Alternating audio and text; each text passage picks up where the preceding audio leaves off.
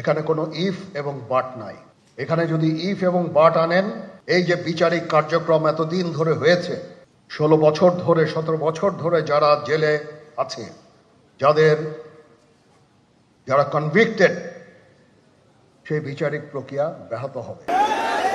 আওয়ামী লীগকে নিষিদ্ধ করতে হবে। যদি কিন্তু কোনো অথবা নেই, আওয়ামী লীগকে অনতিবিলম্বে নিষিদ্ধ করতে হবে।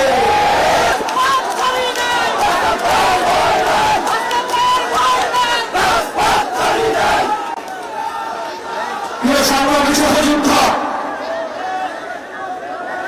আজকে এই ময়দান থেকে শুধু একটি কথাই বলবো, ডক্টর মোহাম্মদ ইউনূস, আপনি এই আহত এবং শহীদদের রক্তের উপরে দাঁড়িয়ে আমরা আপনাকে ক্ষমতায় বসিয়েছি।